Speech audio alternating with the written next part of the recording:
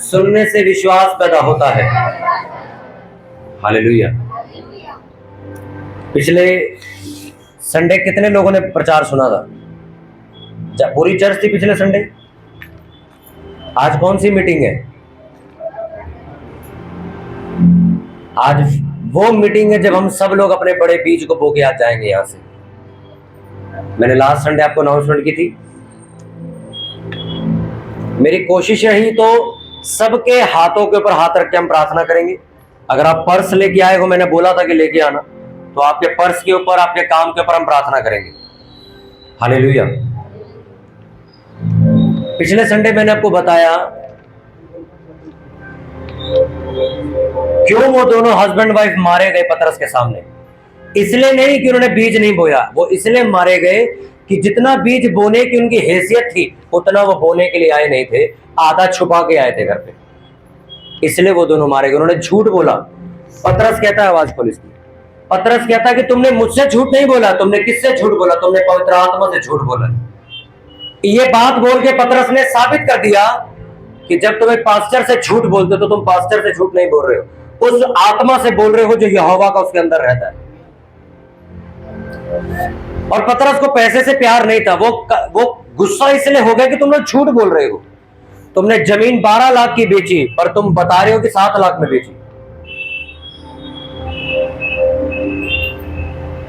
बेशक तुम अपनी इच्छा से उस दिन 50,000 ले आते, पर तुमने झूठ बोल के गलती करी। तुम्हारे पास बोने की काबिलियत थी, तुम्हारे पास बोने के लिए धन संपत्ति थी, पर तुमने जानबूझ के पास्टर के सामने खड़े होकर झूठ बोला कि मेरे पास कुछ नहीं है। दाऊद ने अपने चेलों को भेजा कि जाओ, वो बहुत अमीर आदमी है, उसके पास जाओ और उसको बोलो कि हम लोग सारे सेवा करने वाले लोग, हम जंगल में बैठे हैं, हमें खाने के लिए रोटी दे, मांस दे, ये दे, वो दे। तो वो धनी व्यक्ति घमंड में आके कहता मेरी कमाई हराम की नहीं, जो हर किसी को बांटता रहूंगा। कहता मैं जानता ही नहीं हूं तुम लोग कौन हो। उसने देने से मना कर दिया। क्या हुआ? जब उसकी बीवी ने तो दे दिया बाद में, पर लिखा उसके हस्बैंड को ऐसा मारा यहोवा ने कि वो 10 दिन के अंदर मर गया। कितने दिन के अंदर? परमेश्वर पैसे से प्यार नहीं करता। परमेश्वर किसी से वो बोलने वालों से भी नफरत नहीं करता, पर परमेश्वर को गुस्सा आता है तब जब परमेश्वर ने तुम्हें बरकत दी कि तुम मेरे राज्य को बनाओगे, पर तुम उस बरकत को अपने फायदे के लिए इस्तेमाल कर रहे हो। हालेलुया।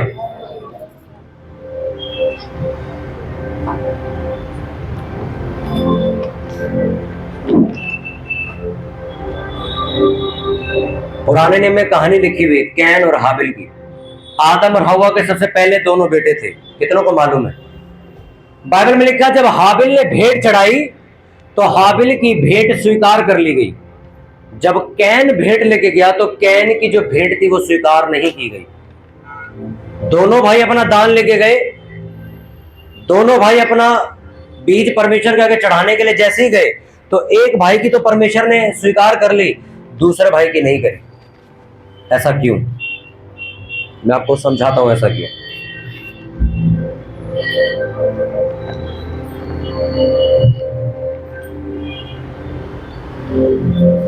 एक वचन निकालेंगे, उत्पत्ति 4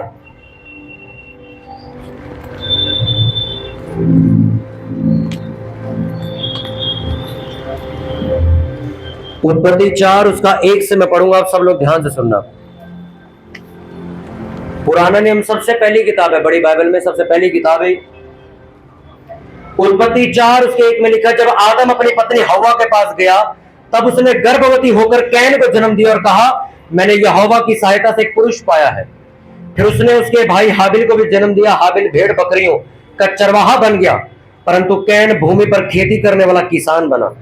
कुछ दिनों के पश्चात कैन यहोवा के पास भूमि की उपज में से कुछ भेंट ले आया और हाबिल भी अपनी भेड़ बकरियों के कई एक पहलौठे बच्चे भेंट चढ़ाने के लिए आया और उनकी चर्बी भेंट चढ़ाई।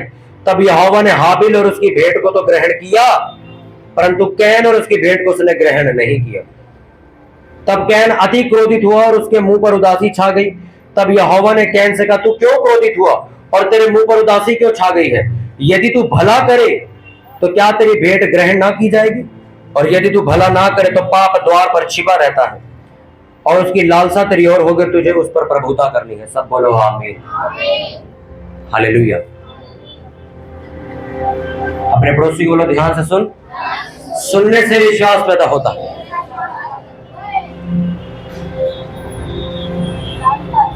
अमन नजर रख सकते। क्या लिखा उसमें कि दोनों भाई भेंट लेकर गए, कैन भी गया, हाबिल भी गया। लिखा जो हाबिल था उसकी भेंट स्वीकार हो गई, पर जो कैन था उसकी भेंट स्वीकार नहीं हुई।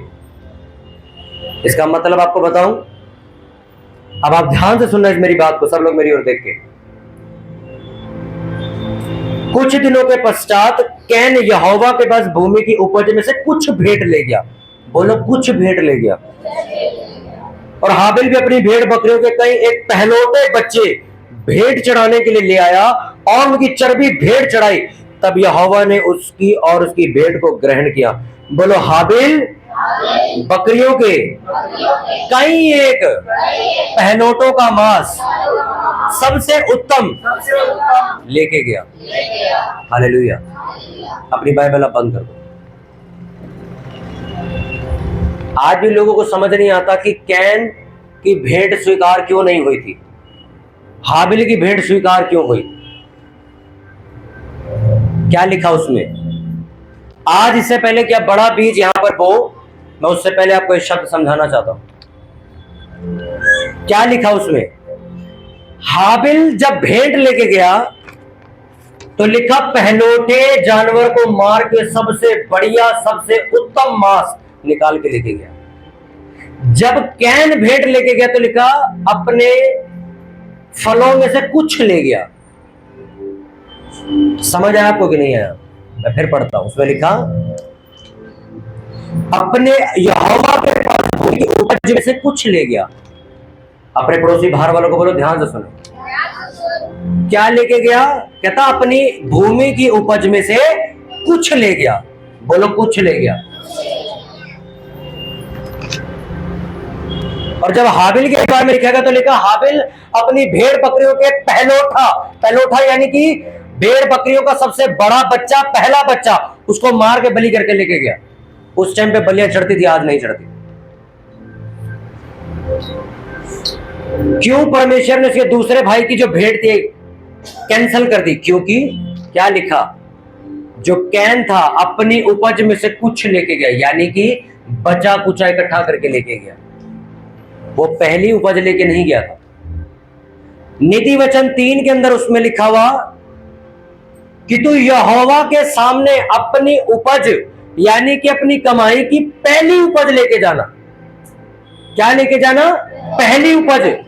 यानी कि तुमने 10,000 कमाया तो खर्चने से पहले 1,000 रुपए दशमांश निकाल के बोना। ये नहीं, पहले खर्चा करा, उसके बाद यार 300 रुपए बचे हैं मेरे पास, यही डाल देता हूं।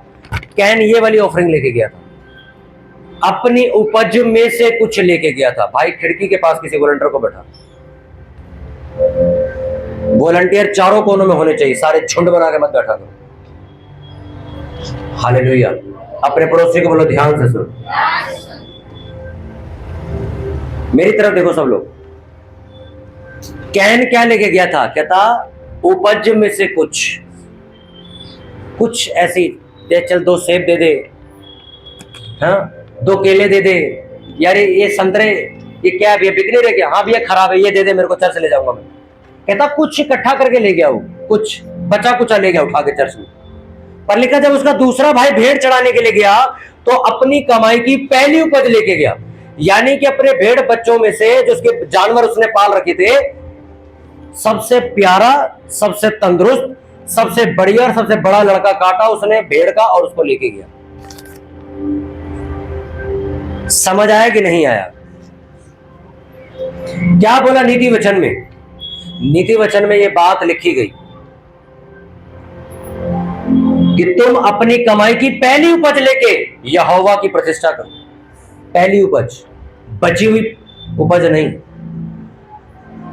आज भी आप गांव जैसे इलाकों में जाओ तो वो लोग चर्च में वो धान लेकर नहीं जाते जो जमीन पे पड़ी है इकट्ठी कर लो। पहले जब कटती है तो 2 बोरी वो पहले ही भिजवा देते, उसके बाद काट के बेचना शुरू करते।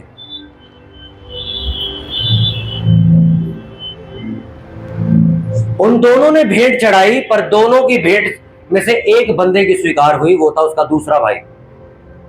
और वजह क्या थी कि कैन जब लेके गया तो उसके मन में लालच, बैर, झगड़ा, चुगली, ऐसी ऐसी चीजें थी जो परमेश्वर को पसंद नहीं थी। इसलिए जब उसकी भेंट स्वीकार नहीं हुई तो उसने परमेश्वर पे क्रोध किया कि मेरी भेंट स्वीकार क्यों नहीं करी। तो परमेश्वर ने क्या कहा, अगर तू भले मन से मेरे पास है तो क्यों तेरी मैं भेंट स्वीकार नहीं करूंगा। परमेश्वर ने उसको बोला भी कि अगर भाई छोड़ देना इसको यार, कि अगर तू भले मन से मेरे पास आए तो मैं क्यों तेरी भेंट स्वीकार नहीं करूंगा। इसका मतलब वो भले मन से परमेश्वर के सामने नहीं गया था। और जैसे ही ये बात हुई भेंट स्वीकार में, उसने मेरे भाई को मार दिया जान से। पहला मर्डर था वो धरती पे। अब सोचो उसके अंदर कितना गुस्सा भरा हुआ था, एक बैर, एक नफरत। आज अब सारे लोग बड़े बड़े बीज बोओगे, यहाँ पे अपने कमाई का 10वां हिस्सा बोओगे, फाइनेंशियली चीजों को बोओगे, सोना चांदी भी बोओगे। पर मैं आपसे कहना चाहता हूं, अगर आपका जीवन बर्बाद है पाप में, कोई फायदा नहीं उस भेंट का। परमेश्वर ने कैन को यही बात समझाई थी। लोग चर्च में ऑफरिंग बोते हैं और घर जाके दोबारा सिगरेट पीते हैं, और फिर आके सोचते हैं यार हमने अपनी कमाई का 10वां हिस्सा बोया है और हमारा फाइनेंस ठीक क्यों नहीं हो रहा है। क्योंकि परमेश्वर कहता, मैं भेंट से ज्यादा इस चीज पे ध्यान देता हूं कि तुम लोग मेरे वचन पर चल रहे हो या नहीं चल रहे हो। हमने तो पास्टर जी को घर भी बुलाया था, हमने प्रार्थना करवाई थी, हमने तो जो 2000 रुपए देके लंगर भी करवाया था। हम तो जब क्रिसमस आता तो 20-20 हजार रुपए बो देते। हम तो जब कोई बड़ा काम होता तो हम तो 10-10 हजार रुपए बो देते। हम तो सोना अपनी कान से उतार के भी ऑफरिंग में डाल देते। पर तब भी परमेश्वर हमारे साथ भला क्यों नहीं? क्योंकि परमेश्वर ने क्या कहा, तुम भेंट देके उसे खुश नहीं कर सकते, तुम जीवित विवेक के साथ एक धार्मिकता का जीवन जी के भेंट दोगे, वो खुश हो जाएगा। इन दोनों भाइयों की कहानी से समझ जाओ, अगर आप भेंट चढ़ा रहे हो, अगर आप दान दे रहे हो, अगर आप बड़ा बीज बो रहे हो, कमाई का 10वां हिस्सा दे रहे हो, उससे कोई फर्क नहीं पड़ता। फर्क इस चीज से पड़ता है कि तुम किस हृदय के साथ बो रहे हो। 95% लेडीज से ब्लेस नहीं है, मालूम है आपको? 95% औरतें आशीषित नहीं होती। क्यों? वो सेवा भी करती हैं, आप देखो, वो प्रार्थना भी करती हैं। आप देखो लेडीजों को अगर काम बोल दो तो बिना करे जाएंगी भी नहीं, लेडीज से सारा काम करेंगी, पर तब भी आशीषित होने में उनको देर क्यों लगती? क्यों? एक अजीब तरीके की जलन हमेशा रखते घूमती। चुगली करने की आदत हम छोड़ नहीं सकते। पर यही आप अगर पुरुषों की बात करो, अगर उनका मन बन जाए परमेश्वर के पीछे चलने का, तो वो देश बदल के भी दिखा सकते हैं। आज क्यों औरतें प्रचारक नहीं है? आपको औरतें पास्टर नहीं देखेंगे। क्यों? इनका सारा टाइम लड़ने में, जलन रखने में, चिढ़ने में, मुंह बनाने में, इसी में खत्म हो जाता है।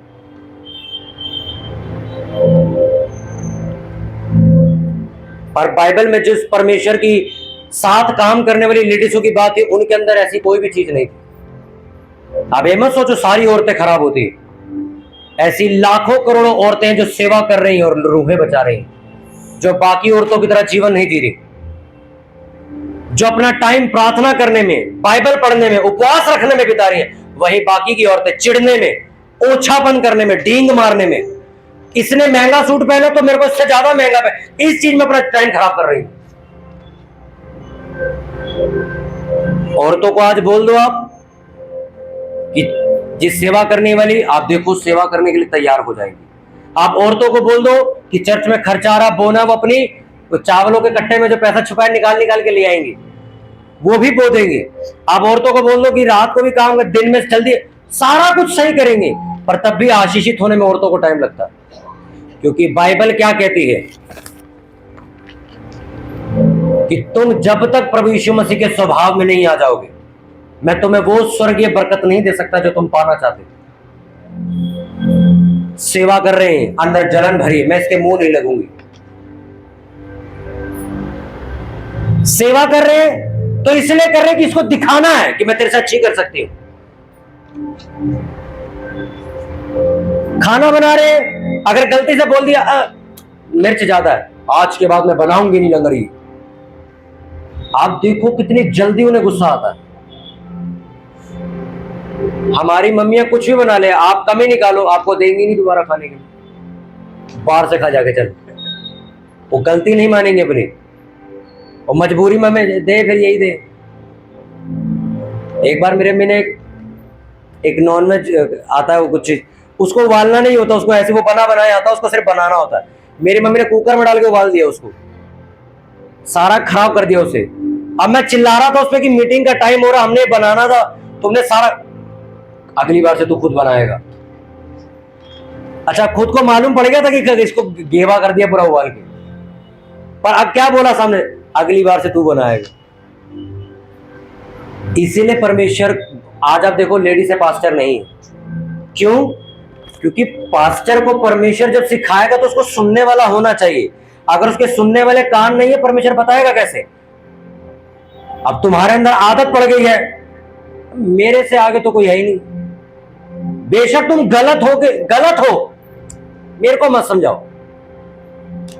इसलिए परमेश्वर कहते हैं इसको छोड़ दो, लड़कों को उठाओ, ये लोग सुन लेंगे जल्दी, ये गलती मानेंगे, सुधार भी लेंगे। बुरा मत मानिए, ये आपको पता है कि मैं क्या बोल रहा हूं। मैं इंटरनेट से पढ़ के कुछ नहीं बोलता। जब कैन गया, हाबिल गया, भेंट एक की स्वीकार होगी, दूसरे की हुई नहीं। क्यों नहीं हुई? मन में बैर रख के घूम रहा था वो। आज भी आप लोग चर्च में सेवा कर रहे हो, मन में कुछ और पाल के घूम रहे हो। चर्च में वॉलंटियर मिला मुझे, मैंने वैसे बोला, मैं कहा ये काम दे और उसको दे दे। पास्टर जी मुझसे बात नहीं करता हूं, आप मुझे बताओ क्या काम करना। मैं कहा तू किसी काम का नहीं है चर्च में। अरे तुम्हें अभी तक ये यीशु मसीह का स्वभाव ही नहीं समझा तो तुम सेवा काहे कर रहे हो यहाँ पे? मैंने एक भविष्यवक्ता से पूछा कि चेले तेरे बड़े चमत्कार कैसे करते थे, आज क्यों नहीं होते? कहते चेले हमेशा यही बोलते थे कि मैं मर चुका हूं, यीशु मसीह मेरे अंदर है। इसलिए जब वो चलते थे उनकी परछाई से लोग ठीक होते थे। कहते पर आज के लोग ऐसा नहीं, वो यीशु मसीह को मानने का दिखावा करते हैं बस, उनके अंदर यीशु मसीह का स्वभाव का कुछ भी नहीं है। यीशु मसीह 1 सेकंड में माफ कर देता था, आज के लोग माफ नहीं करते। बोल देंगे मुझे चल ठीक है कोई बात नहीं, पर मन में पाल लेंगे भाई इसको आज के बाद नहीं बुलाना। इसलिए आपकी परछाई से, आपकी प्रार्थना से प्रभाव नहीं पड़ रहा है। कितनों को बात समझ आ रही है? आप क्या सोच के चर्च में आ रहे हो? क्या करके चर्च में आ रहे हो? चर्च में आपने प्रार्थना करवा ली, सब कुछ करा लिया, सेवा कर ली, पर अगर घर जाके आपको नशा ही करना है, फिर आप नहीं बोल सकते कि मेरी सेवा, मेरी प्रार्थना कहां जा रही है। क्योंकि बाइबल में लिखा कि वो मेहनत जो मसीह में की जाती वो सफल है, वो मेहनत नहीं जो मसीह से बाहर तुम कर रहे हो। चर्च में आप जय मसीह कर रहे हो, हालेलुया के नारे मारते हो, घर जाके आप वही गंदी माँ बहन की गालियां बकते हो, उसका कोई फायदा नहीं। इसलिए उसने बोला कि कैन की भेंट स्वीकार नहीं हुई, क्योंकि ये भेंट चढ़ाने जरूर आया था, पर इसके मन में अभी भी पाप है। अब इसका मतलब ये नहीं कि तुम चर्च ना हो जी, हम तो बहुत घटिया आदमी है। अपने पड़ोसी को बोलो बातें मत कर।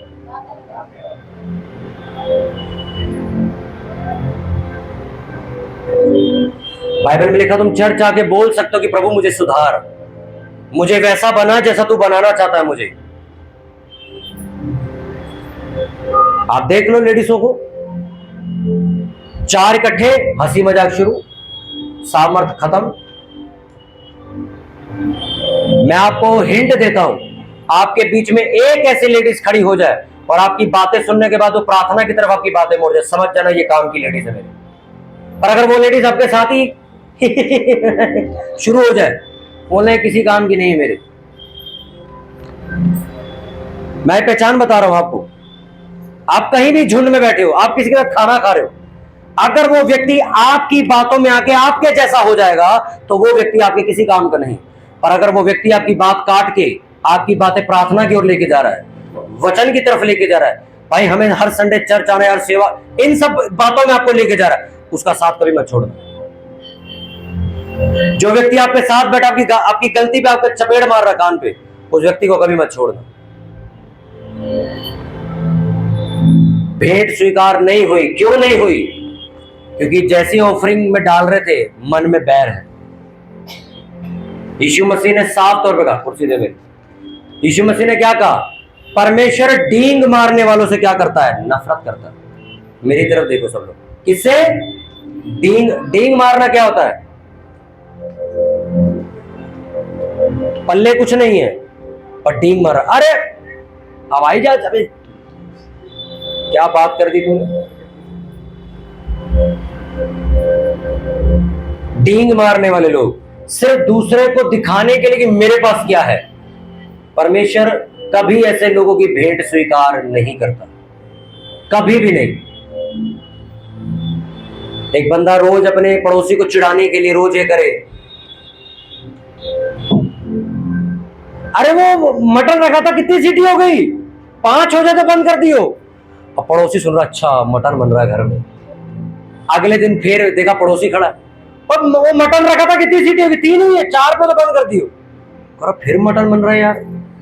तो चौथे दिन फिर खड़ा होता छत पे, और कितनी सीटी? अब मटन के साथ चावल भी बना लियो। अरे फिर मटन यार, 800 रुपए किलो मटन यार रोज बना रहा है। एक दिन वो क्या करता है, पैदल बाहर निकलता है, घर जाता है, तो वो आदमी उसके जैसे ही घर जाता है तो खाना खाने बैठ रहा होता है, कटोरी में मूंगी मसर की दाल पड़ी होती है। वो कहता है ये क्या है?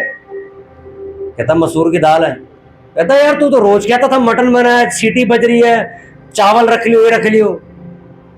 कहता हूं तो तेरे लिए बोलता था। घर में तो मूंगी मसर ही बनती, कभी कभी दलिया बनता है। क्या बोला परमेश्वर ने? डींग मारने वाले लोग कुछ नहीं है, पर ऐसे रिएक्ट कर रहे जैसे ये हवाई जहाज चाचे के लड़के का। मेरे डींग मारने वाले लोग, अरे मैं कर दूंगा यार, टेंशन मत ले काम, अरे मैं ये कर लूंगा, अरे तुम आओ मैं देख लूंगा। ये एक लेडीज थी चर्च में से 3 अब शायद नहीं आती हो। उसने क्या किया, उसने, मैंने हमेशा बोला, मैं कहा तुम्हारी जितनी हैसियत हो उतने लोगों को बुलाया करो, पूरी चर्च में अनाउंसमेंट कर दोगे, 150 बंदा पहुंच जाएगा, परेशान हो जाओगे। उसने क्या किया, डींग मार दी सबके सामने। आप सबने आना है, आपने ये करना है, अरे ये करना, आपने इसको भी लेके आना, आपने पूरा। उसने पता नहीं कितने बंदे बुला लिए। अब हमें पता नहीं, हम तो अपना वही 5-6 लोग जाते। अब हम पूछे, भीड़ ही भीड़ वहां पे। हमें जगह मिली अंदर जाने के, हम अंदर गए, प्रार्थना हुई, खाना, उसने लेडीज ने खाना बनाया, उसने खाना बनाया, आप सुन के हैरान हो जाओगे। सिर्फ 28 या 35 लोगों ने खाना खाया, 90 लोग भूखे गए वापस। 90 लोगों को खाना नहीं मिला। 90, मैं 10-20 की बात नहीं कर रहा हूं। आधी चर्च वापस गई वहां से। 30 लोग मुश्किल से खाना खाए होंगे मेरे हिसाब से, वो भी हमने दोबारा सब्जी नहीं मांगी कि खत्म हो गई थी। अब तुम लोगों का मुंह नहीं रोक सकते। पास्टर तो पानी पी के चला जाएगा, तब भी तुम्हें कुछ नहीं कहेगा, क्योंकि उसको लोगों की सिचुएशन मालूम है कि मैं सिर्फ प्रार्थना करने आया था। लोगों ने बातें बनाई, लोगों ने बातें सुनानी शुरू करी, उल्टा इधर उधर बातें शुरू। उस लेडी ने चर्च छोड़ दिया, अब नहीं आती। सोचो उसमें गलती किसकी? अरे आप आओ, अरे ऐसा कर देंगे। मैं कहता हूं तुमने घर में 10,000 का पनीर बनाना हो और हाथ जोड़ के बोलो जितनी मेरी बात है मैं बना लूंगा। बेशक तुम्हारे घर जब लोग आए तो उनको पता लगे भाई साहब 10,000 रुपए का पनीर बनाया इसने तो नॉनवेज बनाया जी, 15,000 रुपए खर्च कर दिया। पर उसने इनवाइट ऐसे किया था जैसे इसमें सिर्फ दलिया खिलाने। लिखा अगर तुम बढ़ना चाहते हो नौकर बनो, राजा नहीं। जब राजा बनने की तुम कोशिश करते हो नौकर बनते हो। जब तुम 4 लोगों के बीच में ऐसी बातें करते हो कि मैं तुम्हें पता है हमारे घर मीटिंग होती है, हम तो तुम्हें पता है फिर कैसे पैसा पानी की तरह बहा देते हैं, आप देखना इसकी बेइज्जती होगी। परमेश्वर कभी भी अपनी महिमा किसी को नहीं देता है। जिस दिन तुम ये बोलना शुरू कर दोगे कि मैं ये कर दूंगा वो कर दो, परमेश्वर उसी दिन सब खत्म कर देगा। जिस दिन तुम ये बोलोगे सिस्टर आप आना, परमेश्वर ने जो चाह हम करेंगे, उस दिन देखो तुम राजा बनोगे। क्या बोला यीशु मसीह ने अपने चेलों को?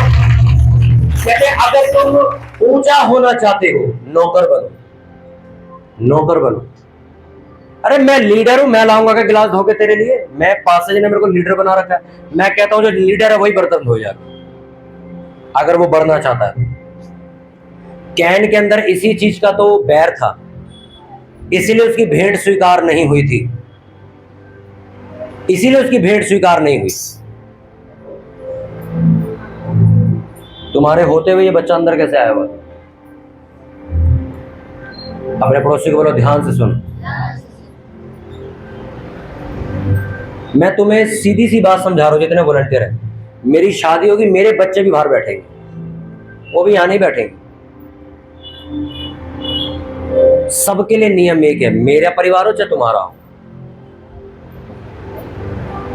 कैन की भेंट स्वीकार नहीं हुई क्योंकि मन में बैर था।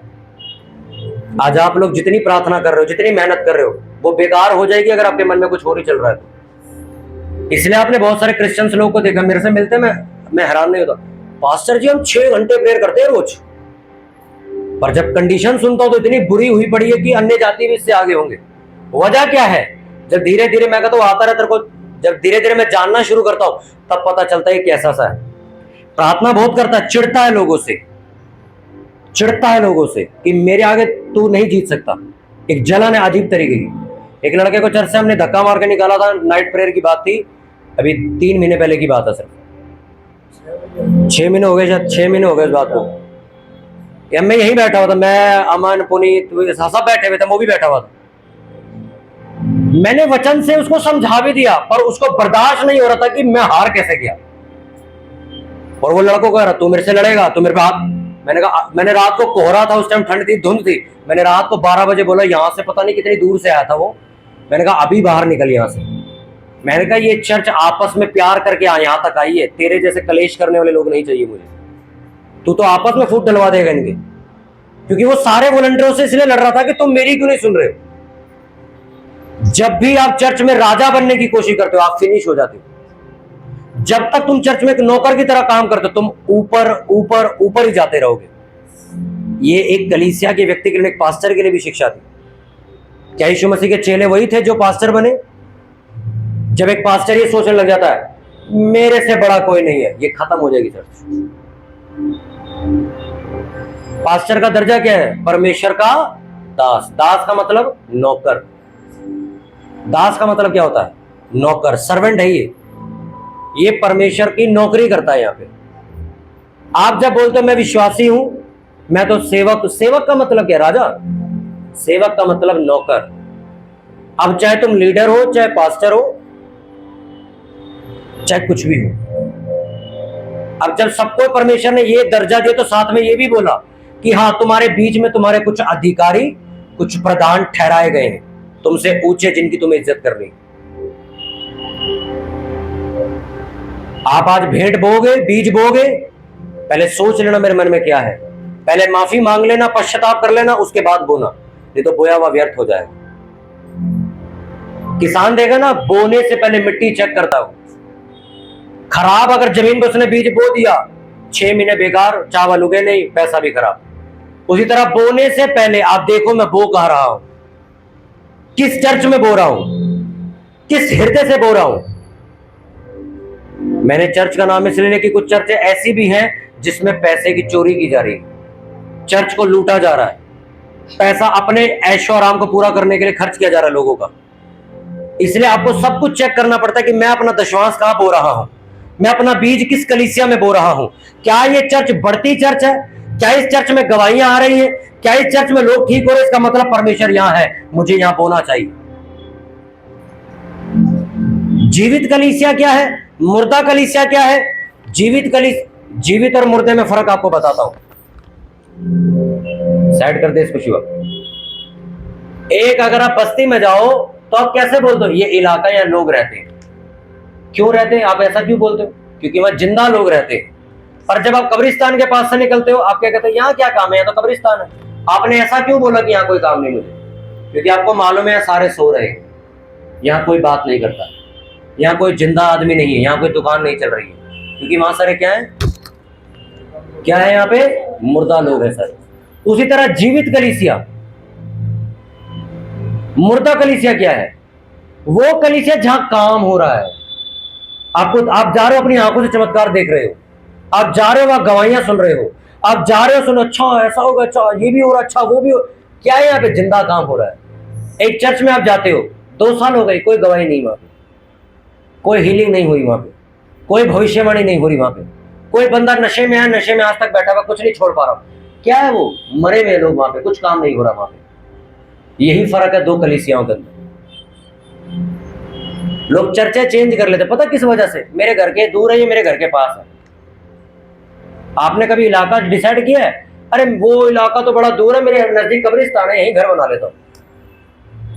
पर आप क्या कहते हो, अबे पागल, यहाँ तो आगे तक खेत ही खेत है, मुझे खेतों के आगे जाना, वहां पे कॉलोनी बनी, वहां घर लूंगा, वहां पे लोग रहते हैं, अकेला खेत में मकान बना के क्या करूंगा? उसी तरह जब तुम चर्च जाते हो, अब तुम चर्च तुम्हारे घर के पास है जीवित, अच्छी बात है, घर के अगर 5-6 किलोमीटर दूर है तब भी वहीं जाओ, क्योंकि जब तक तुम जिंदा कलीसिया के अंदर, जिंदा चर्च के अंदर नहीं एंट्री करोगे, तुम्हारी खुद की मरी हुई जिंदगी जिंदा नहीं हो सकती। एक मरी हुई चर्च तुम्हें कभी उठा नहीं सकती। एक चर्च जो खुद प्रार्थना नहीं कर रही, एक चर्च जो खुद सामर्थ्य काम नहीं कर रही, तुम्हें हवा में उड़ा रही है, परमेश्वर काम करेगा, अच्छा तुम्हारी जिंदगी में क्यों नहीं हो रहा? एक पास्टर किसी के लिए प्रार्थना करा, कोई कोख नहीं खुल रही, कोई बांझपन दूर नहीं हो रहा, कुछ भी नहीं हो रहा, फिर वो पास्टर कह रहा है तू टेंशन मत ले, तेरा, वो कहेगा आपने प्रेयर करी, आपसे तो कुछ हुआ नहीं। वो लेडीज बांझ आई थी, बांझ की बांझ चलेगी वापस। इस चर्च में परमेश्वर तो कुछ कर ही नहीं रहा, प्रार्थना करो कोई सुनता ही नहीं, आप दुष्ट आत्मा करो वो जा ही नहीं रही, ना किसी की गवाही आ रही, ना कोई ये कह रहा मैंने नशा छोड़ दिया, कोई कह रहा मैंने व्यभिचार नहीं छोड़ा, मैं आज तक वैसे ही। जैसे ही आप जिंदा कलीसिया में एंट्री करते हो, परमेश्वर क्या काम कर रहा है, दूसरा परमेश्वर उस पास्टर के जरिए क्या काम कर रहा है, तीसरा वो कलीसिया क्या कर रही है, आपको तीनों चीजें चेक करनी। मैंने जब चर्च शुरू करी थी, मैं हमेशा परमेश्वर को ये कहता था, प्रभु मुझे ढीली और आलसी चर्च नहीं चाहिए, मुझे ऐसे लोग देना कि अगर उन्हें बोला जाए कि सड़क पर उतरो प्रचार कर, तो सारे उतर जाए मेरे साथ। अगर मैं बोलूं रात प्रार्थना करें, तो सारे प्रार्थना करने वाले होने चाहिए। ये नहीं सागो भैया मेरे से होती नहीं, भैया मैं तो उपवास नहीं रह सकता। जब चर्च सारी एक जैसी हो जाती है, तो साथ में बैठा आदमी अन्य भाषा बोल रहा है, धीरे धीरे उसकी सामर्थ्य भी आपको मिल रही है। आप आसपास बैठे हो और सारे सामर्थ्य लोग बैठे हुए, सब प्रार्थना करने वाले बैठे हुए। पता जब मैं चर्च जाता था, आज के लोगों में शौक पता नहीं क्यों नहीं है, मेरे को शौक पता क्या था उस टाइम, सब लोग मेरी तरफ देखो, मेरे को शौक पता क्या था कि मैं जब चर्च में जाऊंगा, भीड़ में बैठूंगा, तो साथ वाले को महसूस होना चाहिए कि मेरे अंदर सामर्थ्य है। मैं इतनी अन्य भाषा बोलता था उस टाइम कि ये मेरे से बात करे, इसको महसूस हो जाना चाहिए कि मेरे अंदर पावर है। और मैं नॉर्मल एक विश्वासी था, बर्तन धोने की सेवा थी मेरी। मेरे को बड़ा बोल, मैं मैं प्रचारकों को पढ़ता रहता था, मुझे इतनी प्रेयर करनी, मुझे ऐसा बनना है, मुझे चर्च जाना है, ठीक है वॉलंटियर बहुत सारे, पर मैं अलग दिखूंगा, देखना चलता हुआ मैं चलूंगा तो मेरा चेहरा अलग चमकेगा इनमें से। और धीरे धीरे वो चीजें होने लग गई मेरे साथ। पता मैं आपको क्या करता, आज भी वो करता हूँ। शीशा लगा मेरे सामने घर में, आपको भी ऐसा करना चाहिए। मैं अपने चेहरे पे हाथ रखता हूँ कि प्रभु जब मैं जाऊंगा, सारी भीड़ में मैं अकेला चमकूंगा, मेरा चेहरा साबित करेगा कि मैं तेरे साथ रहता हूं। मैं कोई मेकअप नहीं करूंगा, कोई क्रीम नहीं लगाऊंगा, प्रभु तू मेरे चेहरे पे वो नूर लेके आएगा कि मैं 20 लोगों के बीच में खड़ा हूंगा, तो सामने खड़ा आदमी अपने मन में सोच रहेगा यही प्रार्थना करने वाला वो व्यक्ति, इसका चेहरा अलग चमक रहा है, इसके कपड़े भी चमक रहे हैं, देखिए अलग खड़ा हुआ दिख रहा है। हम चर्च जाते थे, हमारे पास्टर ने कहा था आओ तो कपड़े पे प्रार्थना करके आया करो, तो पहले प्रेयर करता, आज भी करता हूं मैं, पहले कपड़े पे प्रेयर करता हूं, फिर मैं पहनता हूं कि मैं जब 500 लोगों में खड़ा होगा तो मैं अलग दिखूंगा खड़ा हुआ। ये बंदा अजीब ही दिख रहा है भाई खड़ा हुआ, इसका चेहरा देख साइड से, इसके बाल देख अलग ही चमक रहे, हम सब भी खड़े, ये भी खड़ा है, पर ये अलग चमक रहा है। आज भी वो मेरी प्रेयर है वैसी। क्यों मैंने बोला कि आज लेडीज पास्टर नहीं, लड़कियों को परमेश्वर इस्तेमाल क्यों नहीं कर पा रहा? क्योंकि वो अपना स्वभाव छोड़ने को तैयार नहीं। क्या बोला कुरिन्थियों में, जो प्रेम रखता है वह झुंझलाता नहीं, बुरा नहीं मानता, मुंह नहीं बनाता। मम्मी नमक हट, नमक तेज है, तू बना ले जाकर रसोई में। अरे सिस्टर ऐसे बर्तन मत धो, ऐसे तो तू धो ले आके। फिर ये चर्च के वॉलंटियर ने बताया मुझे, यहाँ पे कुछ लेडीज से बर्तन धो रही थी, तो एक लेडीज ने बोल दिया कि आप ऐसे मत धो, ऐसे धो, उसने बर्तन ही छोड़ दी, आप ही कर लो। फिर सोच के देखो कितना अहंकार है अंदर कि एक सेकंड भी बर्दाश्त नहीं कर पाए कि इसने मुझे बोला कैसे। और तुम सोचो सेवा कर रहे हो, मिट्टी है तुम्हारी सेवा, वो मिट्टी है, वो कोई फायदा नहीं, मत करो इससे अच्छा। अरे एक बंदा चर्च में आता था, बाहर सड़क पे लंगर बट रहा था, तो क्या हुआ सुनो, हंसी आएगी आपको, तो वो करछी से चावल दे रहा था सबको डोने में फटाफट। उस टाइम पे मैं भी चला जाता था ज्यादा सेवा कर सड़क पे, तो क्या किया मैंने उससे मैंने कहा लाओ मेरे को दो, मैं भी बांटता हूँ। तो मैंने उसको पीछे किया, करछी ली और मैं चावल बांटने लगा। उसने 4 हफ्ते चर्च नहीं आया, वो 4 हफ्ते चर्च नहीं तो 5 हफ्ते फोन कर लिए। मैं कहा यार, हम उन्हें ना जीजू जीजू बोलते थे। मैं कहा यार आप नहीं रहे, आए नहीं रहे अब। 5 से मेरे हाथ से करछी छीन ली, ये कोई तमीज होती है? कितना बड़ा हूं मैं शुक्र कर मारी नहीं तेरे करछी में। सोचो ये लोग सेवा कर रहे हैं, क्या सोच के सेवा कर रहे हो आप लोग? क्या सोच के आप प्रार्थना कर रहे हो, भेंट बो रहे हो? आपका दिमाग देखो कहां चल रहा है। एक लेडीज समझ लो चर्च में दाल बांट रही, उसके हाथ से अगर आपने बाल्टी ले लाओ, मैं बैठती हूँ। अब तो ले ली तूने मेरे हाथ से, अब ले लूंगी तेरे हाथ से। अब हर संडे से तू ही बांटी। क्या बोला? संयम नहीं है तुम्हारा, बर्दाश्त ही नहीं कर पा रहे, एक दूसरे को तुम बर्दाश्त नहीं कर पा रहे। तुमने मेरे को, मैं आपको लिख के देता हूं, आपको हिंट देता हूं मैं। आप अपनी बहन समझ के एक लेडीज को बोल दो, सिस्टर आपकी ना सलवार ये ना इसका डिजाइन ठीक नहीं है, आप ना मैं आपको बता दूं ऐसे बनवाओ। मैं कहता हूं उससे मुंह लग जाए दोबारा तो, बल्कि तीसरी को जाके बोलेगी अपने सूट देखे इसने, मेरे पे बता रही मैंने कैसे सिलवाए हैं, अपने तो देख ले जाके पहले। अपनी साड़ी का रंग देखा तूने? मेरा कह रही कि बड़ा गेहूं रंग है तेरा। आपका आप देख लो क्या माहौल है। और आप लड़कों को बोल दो अबे ये शर्ट बढ़िया नहीं लग रही, मेरी पहने। हाँ ये वाली पहन लेता हूँ, वो खुश हो जाते। अच्छा ऐसे हो रही शर्ट, अभी मैं अगली बार इसको फिटिंग करवा के आता हूँ। वो बहनों बहनों में लड़ाई देखिए। मेरा सूट पहन लिया मैंने बचपन, मेरे को 25 साल हो गए, मैं बचपन से देख रहा हूँ, मेरी चप्पल पहन ली। और आप लड़कों को देखो, भाइयों को, ओ यार तुम मेरा पैंट पहन के, यार तुम मेरी निक्कर पहन के चला जा, कोई बात नहीं। इसीलिए परमेश्वर आप देखो लड़के ही लड़के खड़े सारे सेवा में। ये छोटी छोटी चीजें आप अपनी असली जिंदगी में कर रहे हो ना, ये चीजें आत्मिक संसार में नहीं चलती। परमेश्वर क्या कर रहा है यार, तेरे को तो उसने बोला तो तू बर्दाश्त नहीं कर रहा, मैंने तुझे डांटा तो मर जाएगा, भाग जाएगा। तेरे पे सेवा, तेरे पे जिम्मेदारी दे के क्या करूंगा मैं? जब आप मसीह में चलना शुरू करते हो, आप ना आदमी हो ना औरत हो। उसने कहा शरीर में मर चुके हो, बपतिस्मा हुआ, मर चुके हो तुम, अब तुम मसीह, प्रभु यीशु मसीह की तरह जी रहे हो।